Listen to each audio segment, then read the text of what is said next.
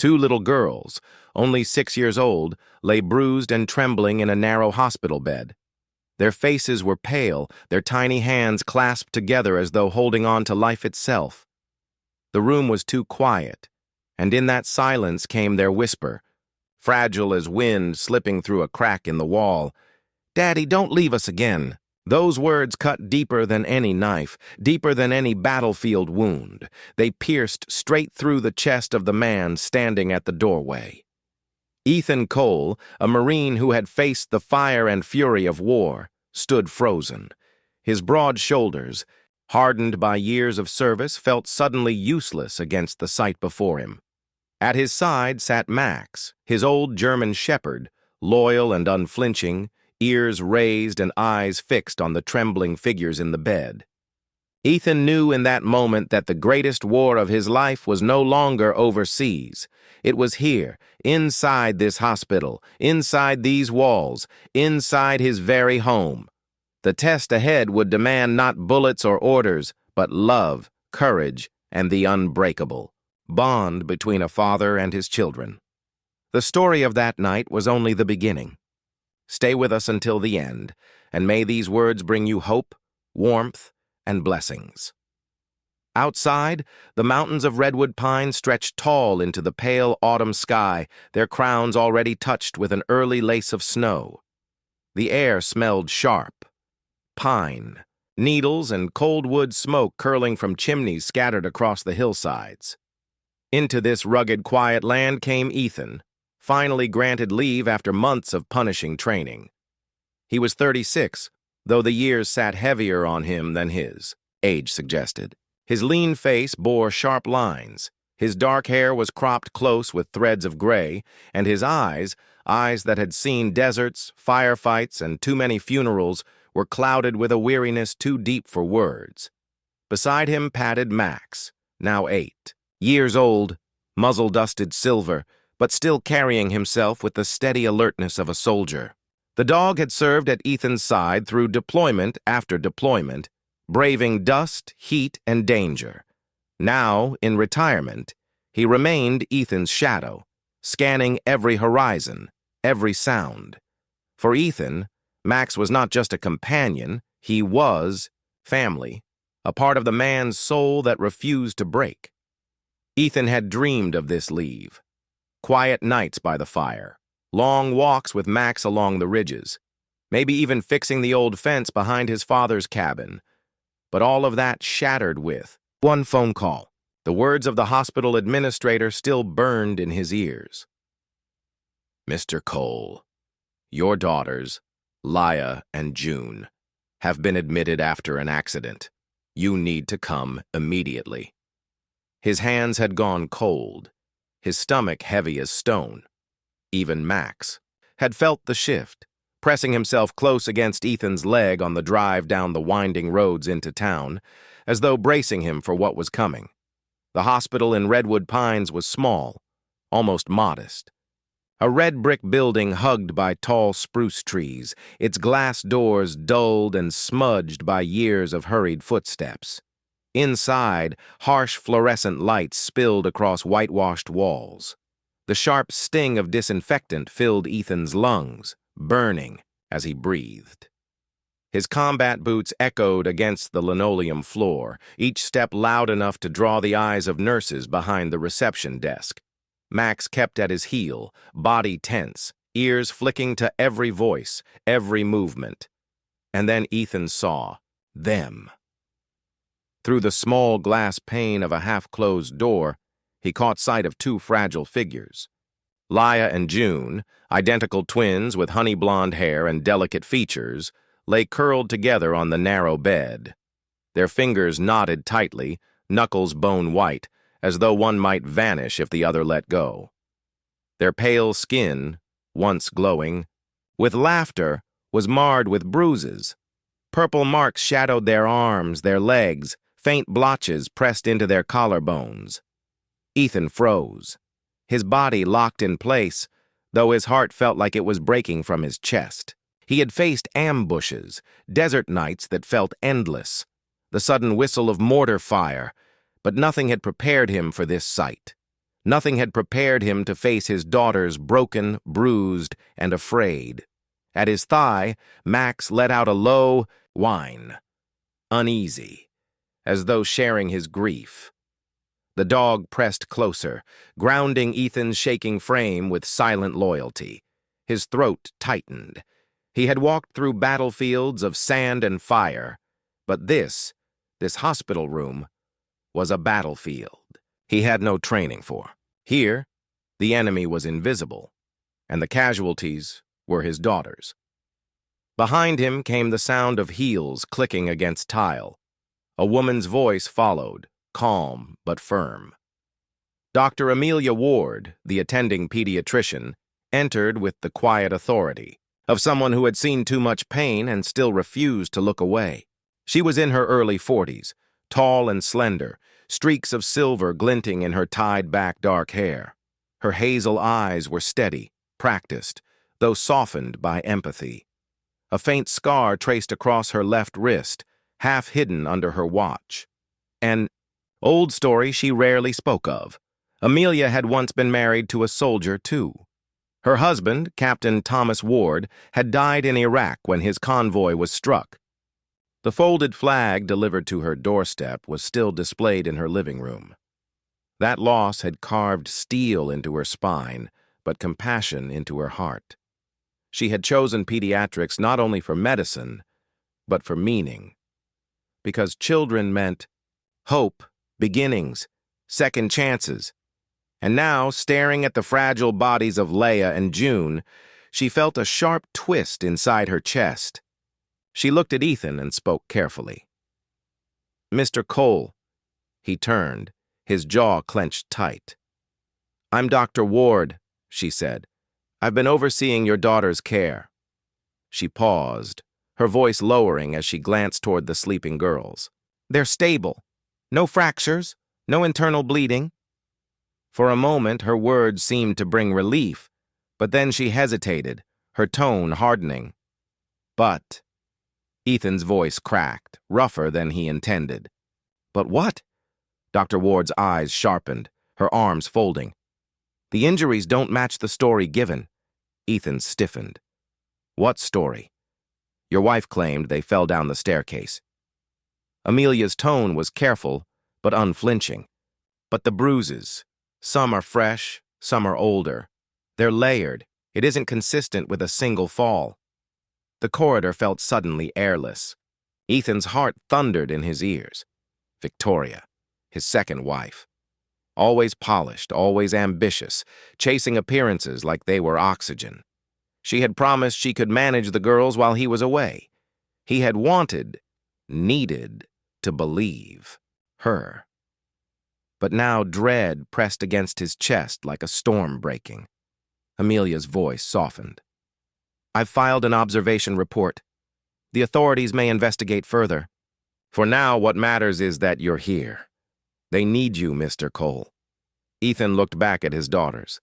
Leia stirred, fingers twitching, clutching June's hand even tighter.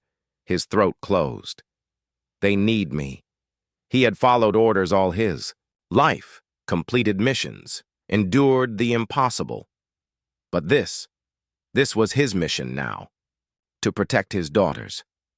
Max shifted his weight, planting himself firmly in the doorway, his body a wall of fur and muscle.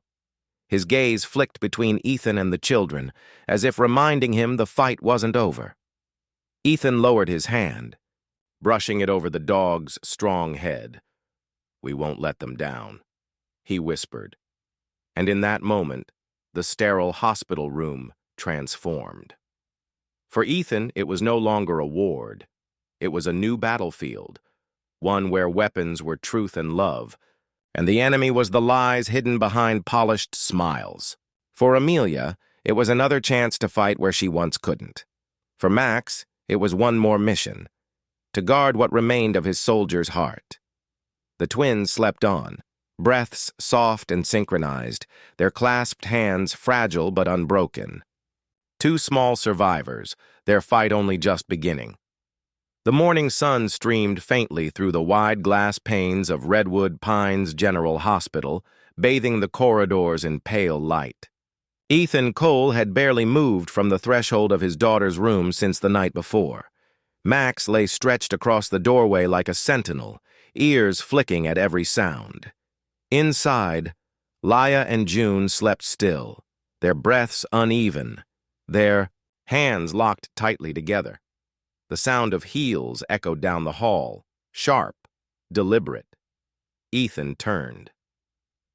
Victoria Hale Cole, his second wife, approached.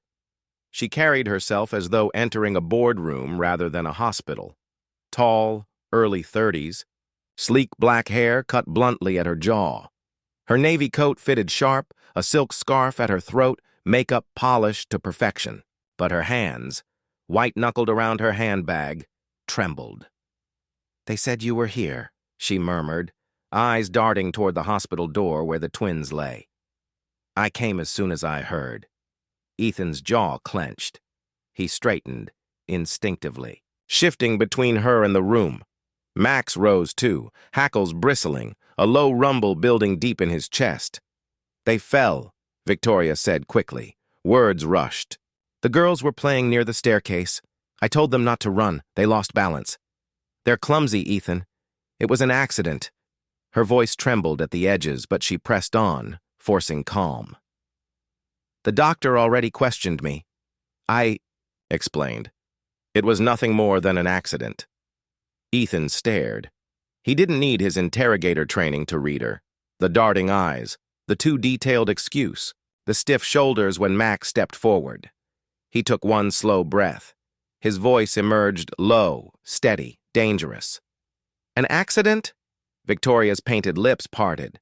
For a second, her eyes flicked away, unable to hold his. "Yes," she whispered. "You know how children are. Careless." Max growled, teeth flashing, the sound slicing through the sterile air. Nurses looked up from the far end of the corridor. Ethan's hand clamped down on the dog's collar, but he didn't pull him back. His eyes never left Victoria. "You expect me to believe," Ethan said, each word clipped, "that both of my daughters, 6 years old, just happened to fall down the stairs and their injuries just happen to look like they've been happening for weeks?" Her chin lifted, defensive. "You've been gone, Ethan.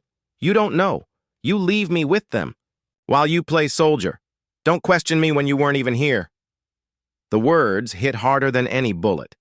Ethan clenched his fists but stayed still. Inside the room, June stirred, shifting closer to her twin, as though sensing the storm outside their door.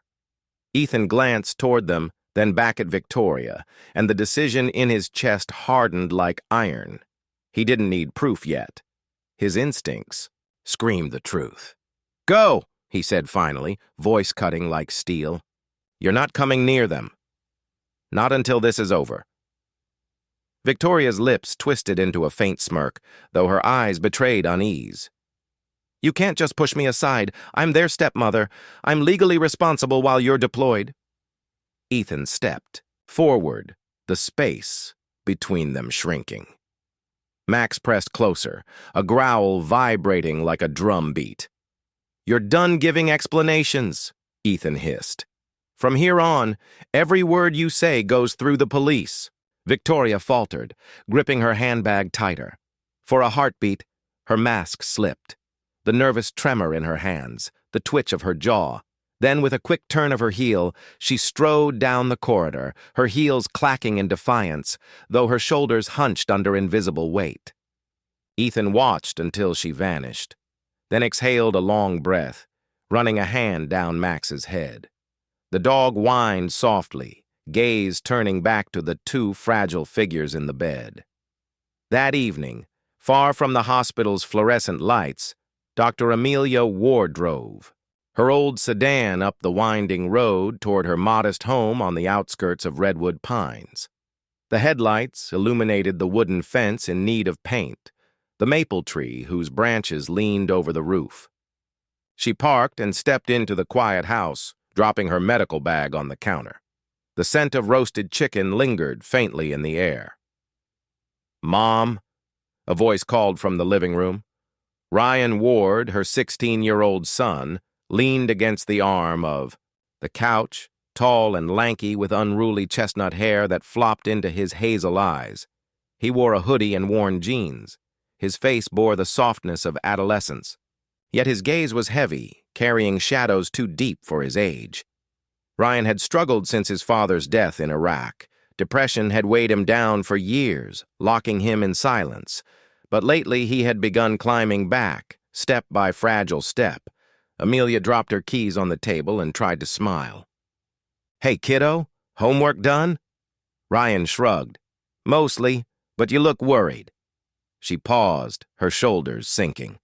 For years she'd tried to shield him from the darker parts of her work. Tonight, the image of those bruised little girls clung to her. She sat down across from him, her hands folding in her lap. "2 children were admitted today," she said softly. "Twins, 6 years old. Their injuries, they were explained away as an accident, but I don't believe it." Ryan's expression shifted, anger flickering in his young features. "So someone hurt them?" Amelia swallowed, her throat tight.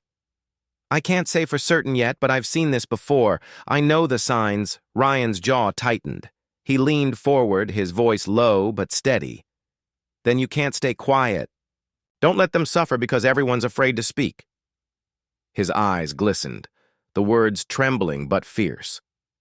"I kept quiet for too long after Dad. I let it eat me alive. Don't do that, Mom. If you see something wrong, do something, please." Amelia blinked hard, her breath hitching. She reached across the table, grasping his hand. For a moment, the roles reversed. The boy who had once needed saving now urged her to be the one who stood strong. The weight of her oath as a doctor, the ghost of her husband's folded flag, and her son's plea all pressed into her chest. She nodded slowly. "You're right." Ryan squeezed her hand, then leaned back, relief flickering across his features. "Good, because those kids, they deserve someone to fight for them." Amelia's heart ached, but her resolve crystallized. Tomorrow, she would take another step. She would not let silence bury the truth. The hospital settled into its nocturnal rhythm.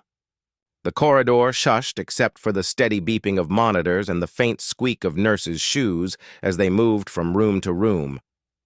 Redwood Pines' general had always felt too quiet at night, its walls holding secrets that daylight tried to soften. For Ethan Cole, the silence only sharpened the edges of his fear. He sat in a plastic chair beside the hospital bed where Laya and June lay curled together.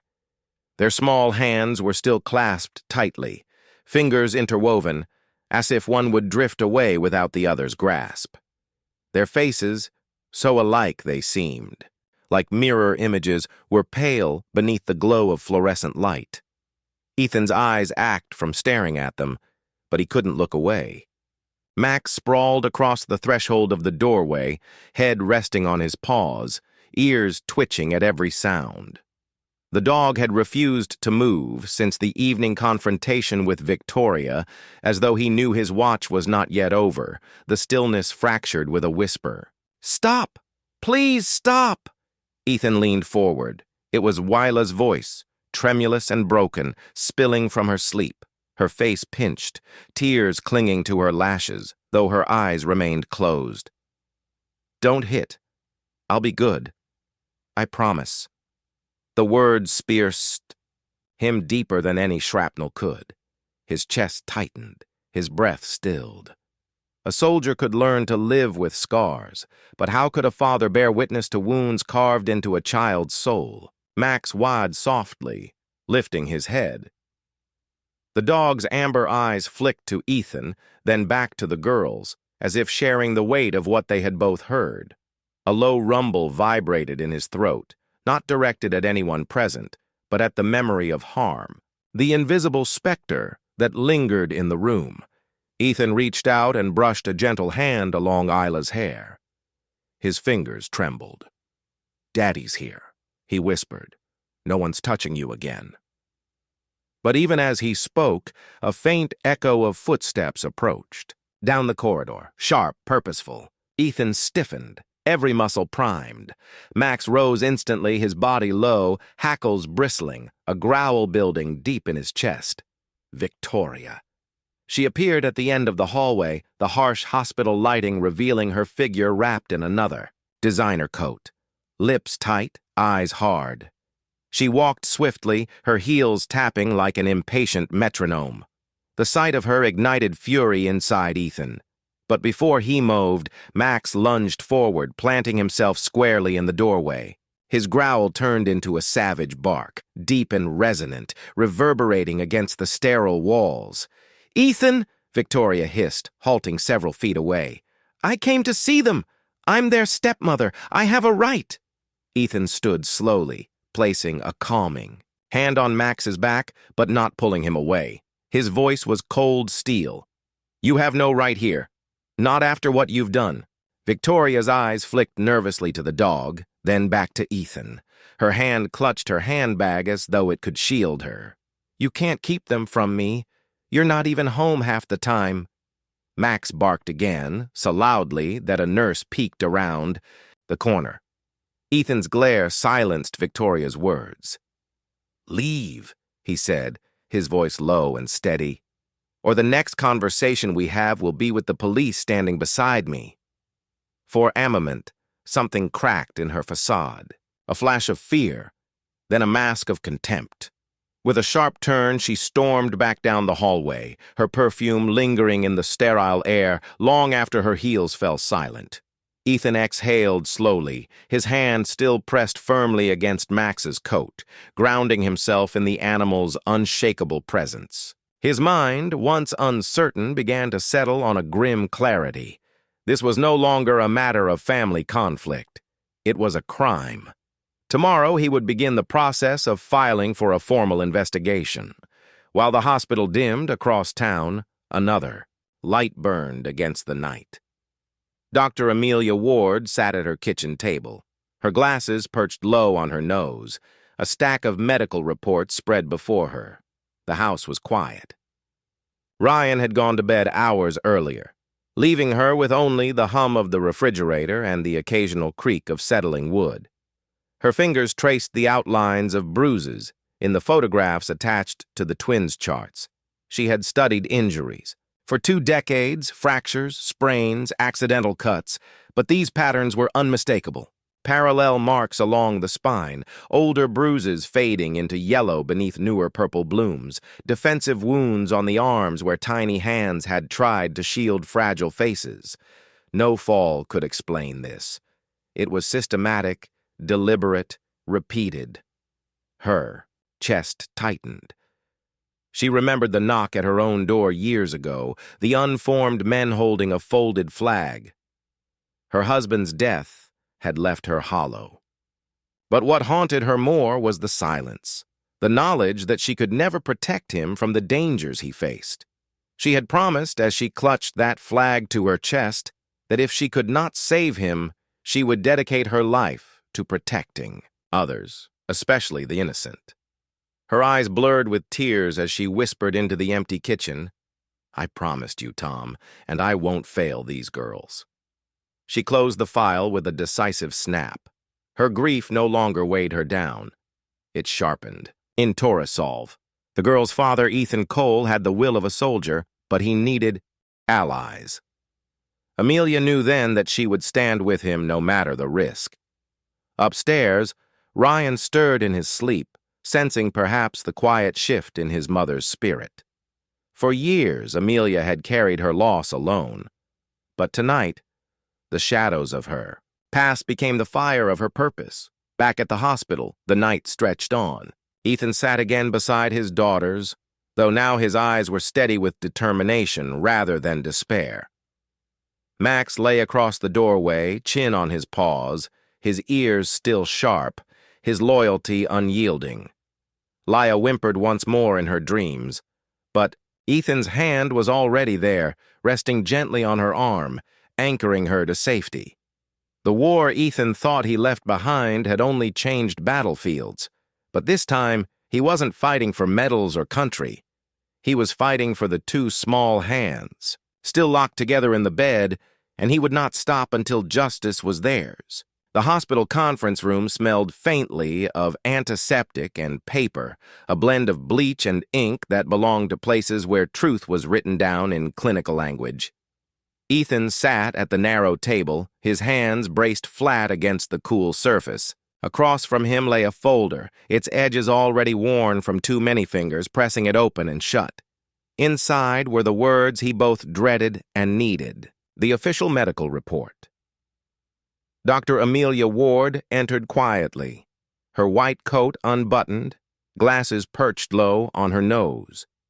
She looked older in this light, the lines around her eyes carved deeper by sleepless nights. She placed the file gently before him, as though aware it weighed more than paper ever should. "It's conclusive," Amelia said softly. "The injuries weren't caused by one fall. There are layers of bruises weeks apart, defensive marks. This isn't an accident, Mr. Cole. This is repeated trauma." The words lodged in Ethan's chest like shrapnel. He clenched his jaw, fighting the tremor in his hands. He had prepared for this. He had seen it coming, but hearing it confirmed by clinical detachment was a wound all its own. "I knew," Ethan rasped, his voice cracked raw with guilt. "I left them. I thought she could handle them while I was gone." Amelia's eyes softened. "Blame the abuser, not yourself." Before Ethan could answer, the door burst open.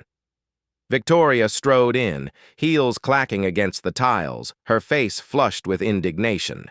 She wore another tailored coat, a pale cream color that stood out stark against the sterile walls. Her hair gleamed under the harsh lights, but her expression was twisted with fury. "You think you can turn everyone against me?" she spat, pointing a manicured finger at Ethan. "You're the one who's never here, off playing soldier, while I'm stuck raising your children." Ethan rose slowly, towering above her, his broad frame taut with restrained fury. His voice was steady but cold. "Raising them? Is that what you call this?" He tapped the folder with one finger. "This says otherwise." Victoria's eyes flashed. "You have no idea what it's like day after day alone with them. You left me with everything. Don't you dare put this on me." Her voice rose, sharp and shrill, drawing glances from passing staff. Outside the glass panel, Ethan's fists curled at his sides, but he forced himself still. He had faced men who wanted to kill him, but standing before this woman, seeing what she had done to his daughters, took more control than any battlefield. Suddenly, Victoria stormed past him, yanking open the hospital room door. Laya and June were awake now, sitting up, their wide eyes frozen at the sight of her. "Come here," Victoria snapped, her hand shooting out to seize June's wrist. The little girl whimpered, her small frame shrinking back toward her sister. "No," she whispered. Ethan lunged forward, but Max was faster. The German shepherd erupted from his post by the doorway, his deep bark shattering the silence. He bounded between June and Victoria, teeth bared, hackles raised like a storm. His growls thundered through the hall, a sound primal and protective. Victoria froze, her grip loosening as she stumbled back, terror flickering across her face. Nurses rushed in, their voices sharp, but no one dared step between the dog and the woman. Ethan was already there, scooping June into his arms while Laya clung to his side. "Enough!" Ethan's voice roared through the ward. "You don't get near them again!" Victoria's chest heaved, her mask of control collapsing. For the first time, everyone in that hallway saw her not as a polished stepmother, but as a threat. The head nurse, Olivia, stepped forward, her expression hard. "Mrs. Cole, I'll have to ask you to leave immediately. Security is on its way." Victoria's lips parted, ready to protest, but Max's bark silenced her. She turned sharply on her heel and stormed out, her heels clicking like retreating gunfire. The corridor buzzed with whispers. The image was etched into every mind. A mother figure reaching in anger, a child recoiling, and a loyal dog standing, as the barrier between cruelty and innocence. No report could speak louder than that moment. Ethan pressed the girls against his chest, his heart hammering. For the first time, his daughters didn't just cling to each other, they clung to him. And he knew this was the line he would never let anyone cross again. That same evening across town, Ryan Ward sat cross-legged on the carpet of his room. A sketchbook lay open on his lap, the faint scratch of pencil filling the silence. Ryan had always found solace in drawing. Lines and shapes made sense when words felt too heavy. He was 16, still thin from the weight of grief that had once hollowed him, his hair flopping into his eyes as he worked. Tonight, his hand moved quickly, pulled by something deeper than thought. When he finished, he leaned back and studied the image. Two small figures, children, held hands tightly in the center of the page. Beside them loomed a large German shepherd drawn in careful strokes, its stance strong and protective. The background was faint, a simple outline of a doorway, but the meaning was clear, a guardian at the threshold. Ryan stared at it, his throat tight. He didn't know the twins, but he felt them. The fear he had once known, losing a parent, feeling small and helpless, had etched itself into their faces in his imagination. Hess slid the sketchbook shut and patted. Down the hall, his mother, Amelia, sat in the living room, hunched over paperwork. Therese looked tired, the kind of tired that sleep couldn't cure. Ryan hesitated, then held out the drawing. "He made this," he said quietly. Amelia looked up, startled. She took the paper with gentle hands, her breath catching as her eyes traced the image. The tears came before she could stop them. Shep pressed a trembling hand to her mouth. "Overcome. Oh, Ryan," she whispered. He shifted awkwardly, shoving his hands into his pockets. "I just thought maybe they needed someone like Max, someone who won't move no matter what." Amelia pulled him into an embrace, her tears dampening his hair. For so long, she had feared Ryan was lost inside his grief, yet here he was, feeling for children he had never met, reaching across pain to draw hope. In that moment, Amelia realized her son wasn't just healing. He was growing stronger because of what he'd endured. His compassion for the twins reflected his own survival, and she, as his mother, found her own strength doubled. "I'll fight for them," she murmured into his hair. "I promise." Ryan nodded against her shoulder. Back at the hospital, the night had calmed again, but Ethan's resolve had not. He stood at the window, watching the dark mountains of redwood pines. His daughters slept now, safe under Max's watchful eyes. The battle lines had been drawn. He would not waver. The morning after the confrontation echoed through Redwood Pines' General Hospital, a quiet storm began to gather. Ethan Cole sat at the bedside of his daughters, their hands wrapped tightly around his callous one. Laya stirred awake first, her hazel eyes fluttering open. She blinked at the sight of her father, hesitant at first, as if unsure whether he would still be there when she looked again. June followed, rubbing her eyes with a tiny fist before curling against his arm. "Daddy," Laya whispered, her voice trembling but certain. "Don't go away again." June repeated the word quieter, fragile as a candle flame. "Daddy, please." The title pierced Ethan's heart with both joy and grief. He had always been their father in name, but distance and deployment had left him absent from moments that mattered. To hear them plead now, clinging to him like he was their last anchor, was both blessing and rebuke. He drew them closer, pressing his forehead against theirs. "I'm not leaving," he said, voice low but steady. "Not now, not ever again. You have my word." Max shifted at the doorway, rising to his feet with a stretch.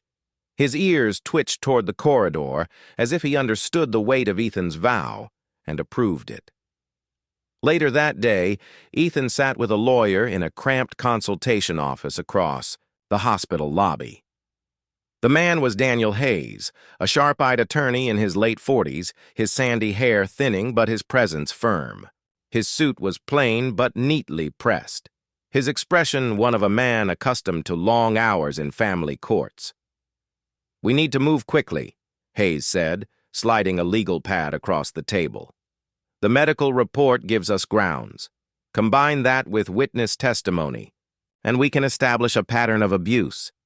Ethan nodded, jaw tight. "I'll do whatever it takes. What do you need from me?" "Names," Hayes replied. "Neighbors, teachers, anyone who's seen or heard something unusual." The court listens louder when more voices speak. By afternoon, word spread through Redwood Pines' quiet streets. A handful of neighbors came forward. Mrs. Caldwell, the elderly widow next door, said she had heard shouting on more than one occasion, followed by the crash of something heavy breaking. A young mother across the street admitted she'd once seen June standing outside in winter without a coat, her face pale and frightened before Victoria dragged her back inside. Each story added to the growing mosaic of truth, pieces Ethan wished he could unhear. Meanwhile, in another corner of town, Dr. Amelia Ward stood at the precinct entrance, her coat drawn close against the crisp air. She had called ahead, and now she found herself face to face with a man she hadn't seen in over a decade.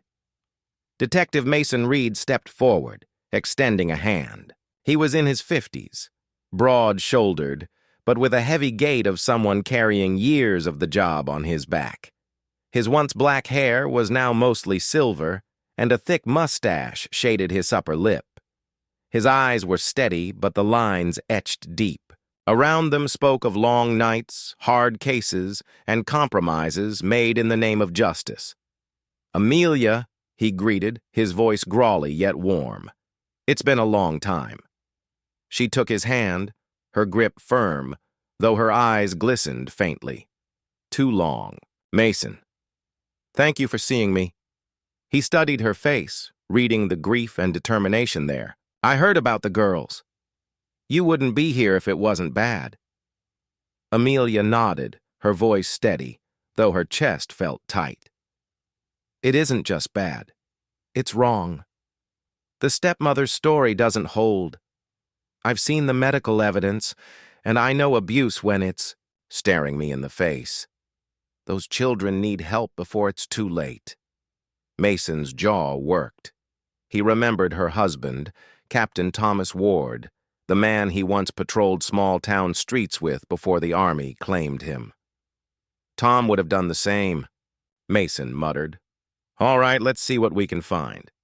He led her inside, pulling up Victoria's file. Bank statements, credit reports, tax records. His brows furrowed as he scrolled. "Interesting," he said at last.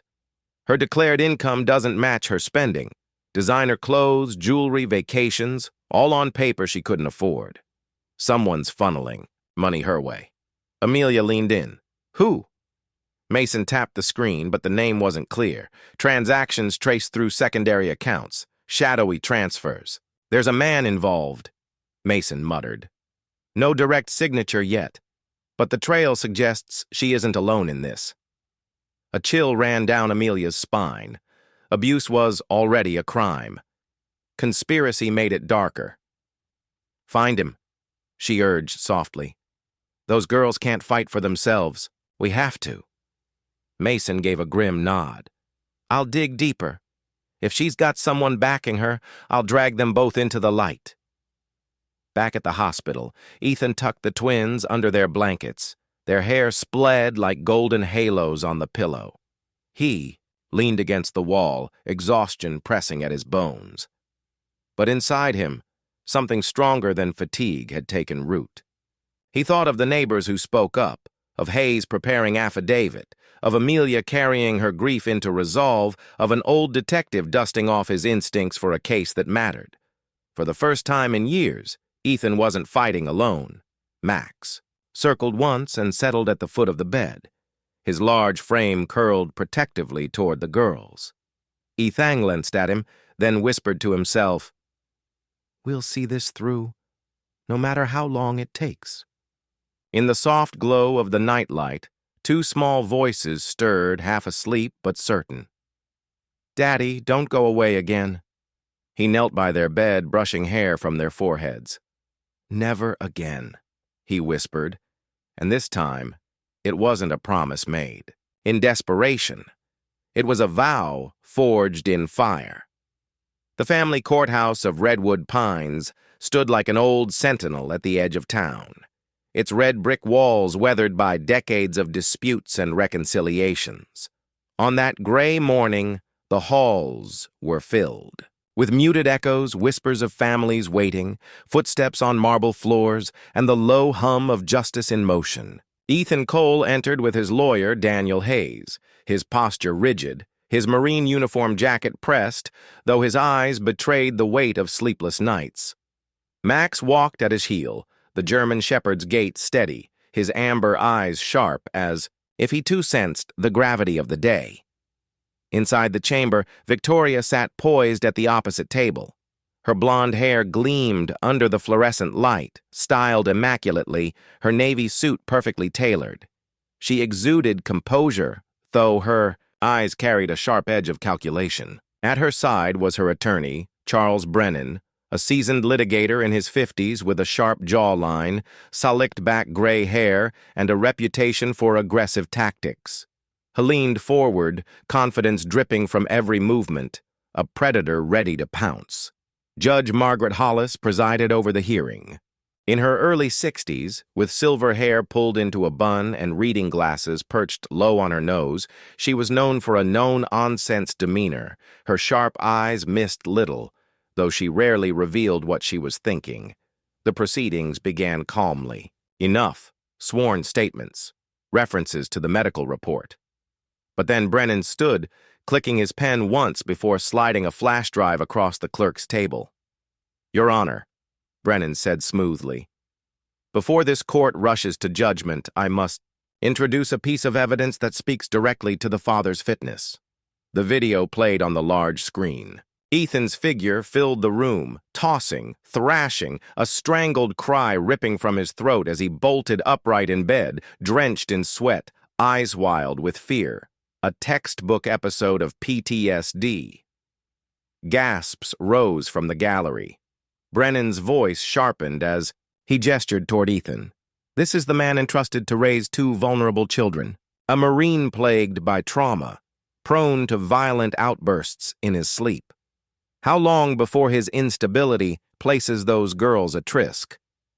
Ethan sat frozen, his jaw clenched. He wanted to argue, to scream that his demons were his own, never directed toward his daughters. But the memories of nights waking with fists clenched, the echo of gunfire in his dreams, silenced him. He lowered his gaze, shame cutting deeper than Brennan's words. For a flicker of a moment, defeat seemed inevitable. At the witness bench, Dr. Amelia Ward rose. Her hands trembled slightly as she adjusted her glasses, but her voice carried with clear authority.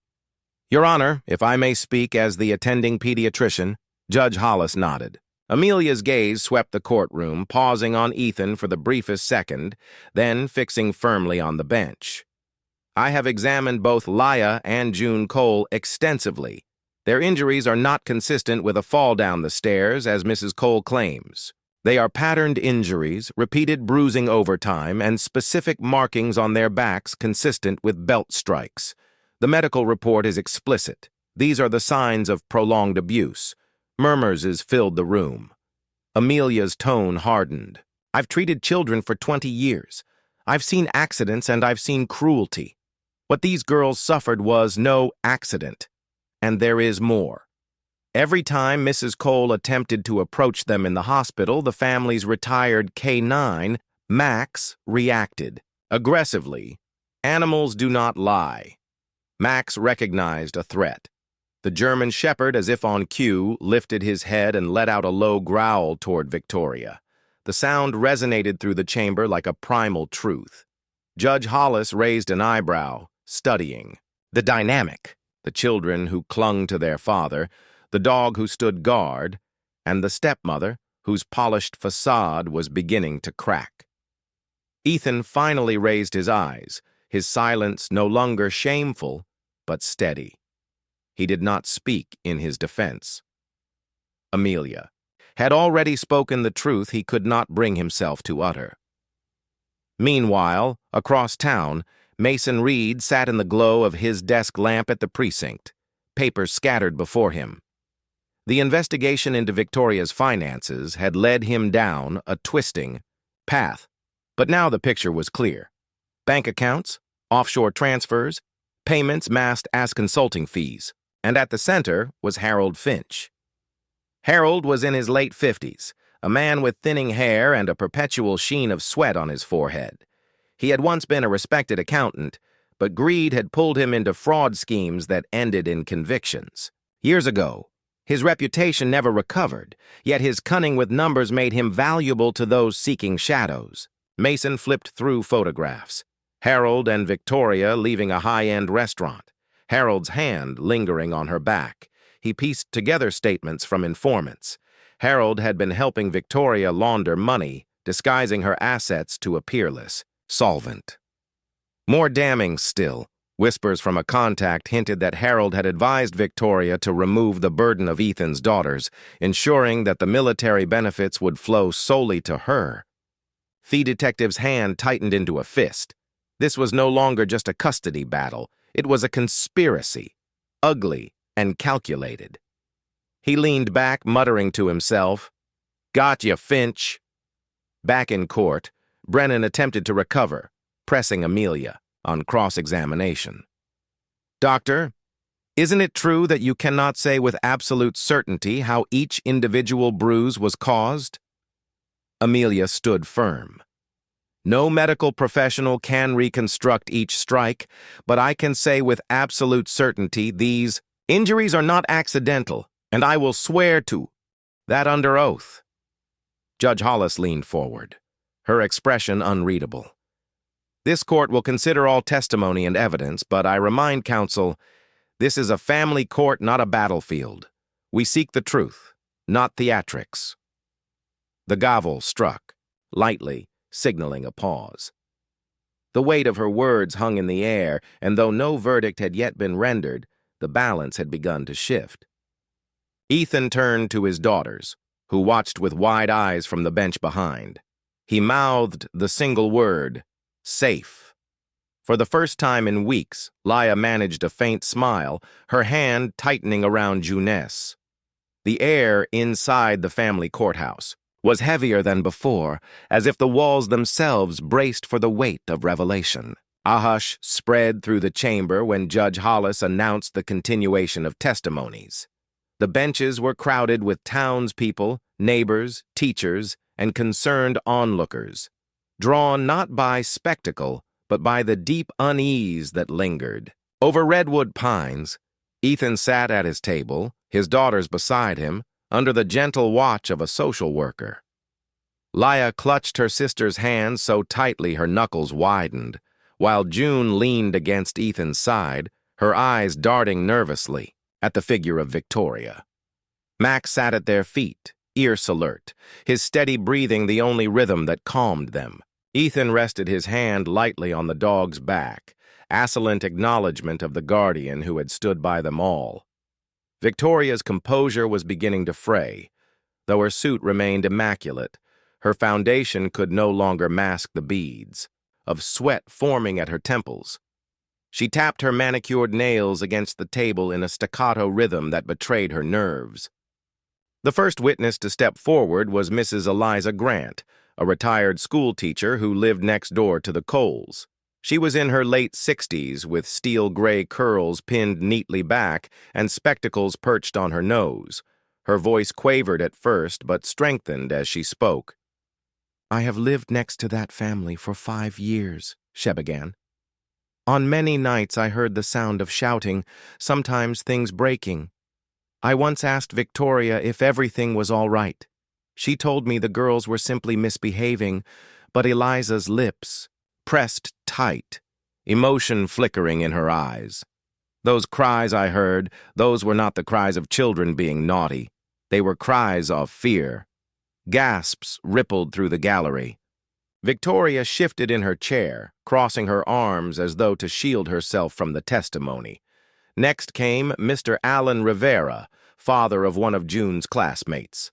A mechanic with grease-stained hands and a rugged face softened by compassion. Alan removed his cap respectfully before he spoke. My daughter told me that June once came to school with bruises on her arm. When the teacher asked, June said she fell again. But my little girl whispered to me later. She said her mommy locked her in the dark. I didn't know what to do. I regret not coming forward sooner. His voice cracked with guilt, and the courtroom felt the sting of his admission. Finally, the small figures everyone had been waiting for were called. The twins approached the stand, their tiny shoes scuffing against the polished wood. Ethan's heart pounded. Ash watched them climb onto the witness bench, their legs dangling above the floor. Laya spoke first, her voice trembling. She put us in the closet when we were bad. It was dark and we were scared. Tears welled in her eyes, but she pressed on. Sometimes she hit us with the belt. She said not to tell Daddy because he would leave us. June, quieter but equally resolute, added, We tried to be good, but she said we were too loud, too messy. We held hands in the dark so we wouldn't be scared. The words struck harder than any attorney's argument. The gallery fell silent, broken only by sniffles and the scratch of the court reporter's pen. Ethan felt his throat tighten, pride and anguish, wearing inside him as he reached out and touched his daughter's shoulders when they returned to his side. Victoria's mask shattered, her attorney whispered urgently, but she shoved his hand away, rising to her feet. They're lying, she shrieked, her voice cracking. They're just children manipulated by him. Do you know what it's like to raise kids alone, while he's off playing soldier? Her words spilled out in frantic torrent. Yes, I lost my temper. Yes, I locked them up, but only to teach them discipline. Her admission echoed like a hammer striking steel. Even her attorney slumped back, face paling as he realized the defense had crumbled. Judge Hollis banged her gavel for order, her stern voice cutting through the chaos. Mrs. Cole, you will sit down immediately. But it was too late. The truth had slipped free and no Polish could ever restore it. When order was restored, Judge Hollis's ruling came swift and decisive. This court finds sufficient evidence of abuse. Effective immediately, custody rights are revoked from Victoria Cole. Temporary guardianship is granted to the biological father, Ethan Cole. Furthermore, the matter will be referred for criminal prosecution. Ethan closed his eyes, relief flooding him even as the weight of responsibility pressed heavier. His daughter's future was no longer a battlefield clouded in doubt. They were safe for now. Meanwhile, across town, Detective Mason Reed prepared the final piece of the puzzle. His team had tracked Harold Finch to a dingy apartment above an old pawn shop. The once sharp accountant looked smaller in person. His thinning hair clung in greasy strands, his pale face drawn by years of schemes and failures. When officers cuffed him, Harold offered no resistance. His only words, spoken with a bitter laugh, were, I just wanted money, that's all. She wanted the kids gone, and I told her how. It wasn't personal. The statement chilled Mason to the core. He glanced at Harold, disgust etched in his weathered features. You sold children's lives for a paycheck, he muttered, shaking his head. Word of Harold's arrest spread quickly, igniting public outrage. Redwood Pines was a small town, and betrayal of this magnitude struck deeply. People demanded accountability, not just for Victoria's cruelty, but for Harold's cold, calculated complicity. Back at the courthouse, as the bailiffs escorted Victoria out, Max rose to his feet, barking sharply. The sound reverberated like a verdict of its own. Laya and June pressed against Ethan, their whispers soft but clear. Daddy, don't leave us again. He bent low, wrapping them in his arms, his voice steady for the first time in years. Never again. You're safe now. And in that moment, despite the storm of trials still ahead, the Cole family's fractured line began to mend. The courthouse smelled faintly of polished oak and tension. A storm of anticipation lingered in the air as Judge Hollis entered, her black robe sweeping behind her like a shadow. This was no longer the domain of family disputes. It was the criminal court, and the stakes had sharpened into steel. Thagery filed back into their seats, faces pale but resolute, ready to deliver judgment. Victoria sat rigid at the defense table. Her once flawless poise had withered, strands of hair slipped from her bun, and her eyes carried a glassy, restless sheen. She clutched her hands so tightly in her lap that her knuckles had gone bloodless. Across from her sat Harold Finch, thinner than his file photograph suggested, his hollowed cheeks and darting gaze betraying the gnaw of fear he tried to mask with indifference. Ethan sat behind the prosecution, the weight of his daughter's safety pressing on him more than any battlefield ever had. Laya and June were not present. They were sheltered elsewhere with Amelia, safe from the storm of this trial, but Ethan felt their presence in his every heartbeat. Max was waiting outside the courthouse, his steady nature deemed too disruptive for the chamber. Yet Ethan knew his dog's ears would perk at the sound of justice. The prosecutor, Caroline Whitmore, a sharp-eyed woman in her 40s with a clear, commanding voice, rose to address the court. Her navy suit was crisp, her posture tall, with the confidence of truth on her side. "Your Honor, ladies and gentlemen of the jury," she began, "we are not here over misunderstandings nor accidents nor moments of parental frustration. We are here because Victoria Cole inflicted repeated systematic abuse upon two helpless children, locking them in darkness, striking them with objects, terrorizing them into silence. And we are here because Harold Finch, a man of numbers and deceit, abetted her cruelty by hiding her crimes and manipulating finances for personal gain." Every word fell like a hammer. Victoria's lips tightened, but she didn't protest. Harold shifted uncomfortably, staring at the floor.